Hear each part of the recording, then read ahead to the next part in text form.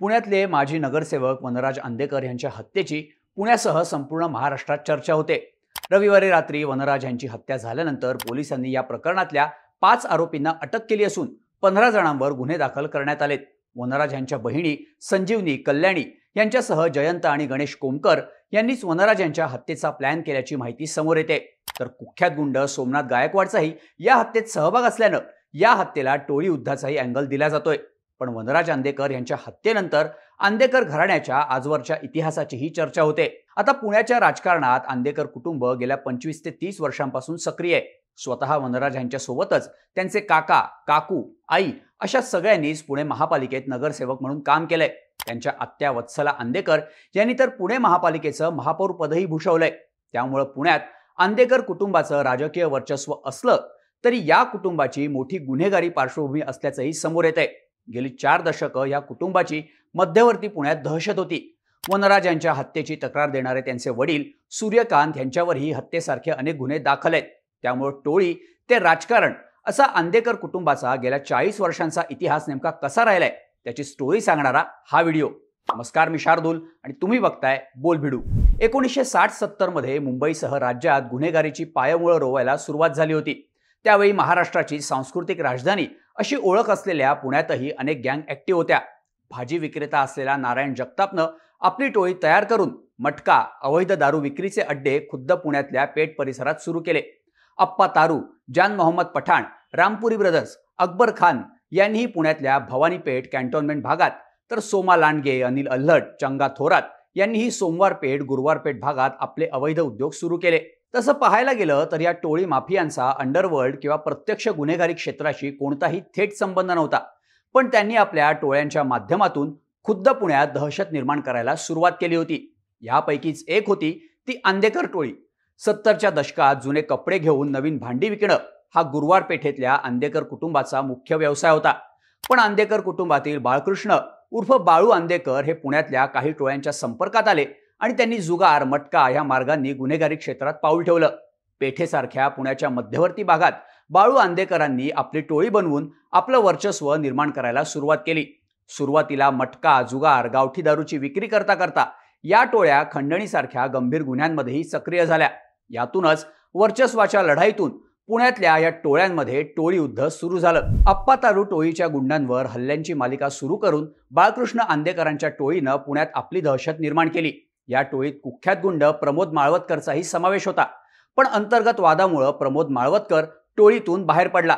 प्रमोदनं आपल्या माळवतकर टोळीच्या माध्यमातून पुण्यात दहशत निर्माण करायला आणि आंदेकर टोळीला शह द्यायला सुरुवात केली। आंदेकर विरुद्ध माळवतकर टोळीत वर्चस्वाची लढाई सुरू झाली। दोन्ही बाजूंनी एकमेकांवर हल्ले झाले। पुण्यातला मध्यवर्ती परिसर टोळी युद्धाचा आखाडा झाला। पण या टोळी युद्धानं टोक गाठलं ते 1978 मध्ये। माळवतकरला धडा शिकवण्यासाठी आंदेकर टोळीनं प्रमोद माळवतकरच्या वडिलांची हत्या केल्याचं सांगण्यात आलं। आपल्या वडिलांच्या हत्येचा बदला घेण्यासाठी प्रमोद माळवतकर आणि त्याच्या टोळीनं शिवाजीनगर कोर्ट परिसरात 17 जुलै 1984 ला भर दिवसा बाळू आंदेकरांची हत्या केली। त्यावेळी कोर्टाच्या परिसरातच हत्या करणं ही खूप मोठी गोष्ट होती। या हत्येमुळे प्रमोद माळवतकर आणि त्याच्या टोळीचा पुण्यात दबदबा वाढला। बाळू आंदेकरांच्या हत्येनंतर आंदेकर टोळीची सगळी सूत्र बाळू आंदेकरांचा चुलत भाऊ सूर्यकांत उर्फ बंडू अण्णा आंदेकर यांनी आपल्या हातात घेतली आणि या टोळी युद्धाचा भडका उडाला। पुढची 10 वर्ष आंदेकर विरुद्ध माळवतकर टोळी युद्धानं पुणे हादरलं। या टोळी युद्धातून पुढे 6 ते 7 जणांच्या हत्या झाल्या। शेवटी 1997 मध्ये प्रमोद माळवतकर पोलीस एन्काउंटरमध्ये मारला गेल्यानंतर हे टोळी युद्ध काही काळ थंड झालं। पण माळवतकर टोळीचं वर्चस्व संपुष्टात आल्यानंतर पुण्यात आंदेकर टोळीचं वर्चस्व वाढायला सुरुवात झाली। पुण्यातल्या महात्मा फुले मंडई भागात आंदेकर टोळीची चांगलीच दहशत निर्माण झाली। पुण्यातल्या या मध्यवर्ती भागावर दहशत म्हणजे अख्ख्या पुण्यावर दहशत असं त्यावेळी समजलं जायचं। व्यापारी वर्गावर या टोळीनं आपली पकड बसवली। व्यापाऱ्यांमधल्या गैरव्यवहारांना अभय देणं, जकात चुकवून माल आणणं अशा अनेक गुन्ह्यांमध्ये या टोळीचा सहभाग होता। त्यामुळे आंदेकर टोळी आर्थिकदृष्ट्या भक्कम झाली। कोणी विरोध केला तर त्याला मारण्यासाठी गुंड पाठवणं असे प्रकार आंदेकर टोळीकडून होत होते। त्यातूनच फरासखाना पोलीस ठाण्यातील एका खून प्रकरणात सूर्यकांत उर्फ बंडू अण्णा आंदेकर यांना जन्मठेपेची शिक्षा झाली। त्यानंतर आंदेकर कुटुंबाची गुन्हेगारी क्षेत्रातली दहशत कमी व्हायला लागल्याचं बोललं गेलं। सूर्यकांत आंदेकर तुरुंगात गेल्यानंतर काही काळ त्यांची मुलं वनराज आणि कृष्णकांत यांनी आंदेकर टोळी सांभाळली होती। त्यावेळी 2009 मध्ये वनराज आणि कृष्णकांत यांना तडीपार करण्यात आल्याच्या बातम्याही काही माध्यमांनी दिल्या आहेत. पण एकीकडे गुन्हेगारी क्षेत्रात आंदेकर कुटुंबाचं वर्चस्व असलं तरी 90च्या दशकात आंदेकर कुटुंबातल्या इतर सदस्यांनी राजकारणात एंट्री घेतली.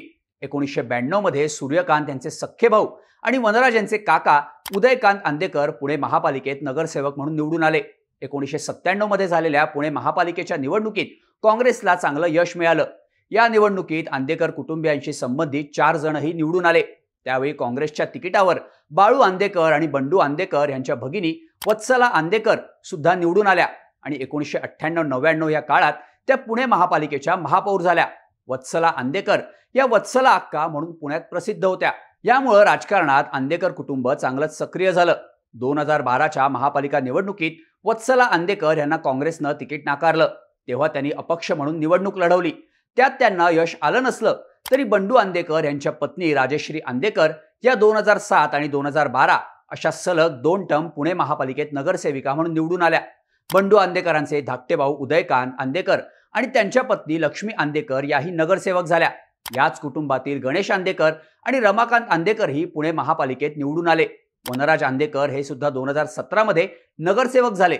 थोडक्यात सांगायचं झालं तर आंदेकर कुटुंबातले 6 ते 7 जण पुण्याच्या स्थानिक राजकारणात सक्रिय असल्याचं पाहायला मिळतं.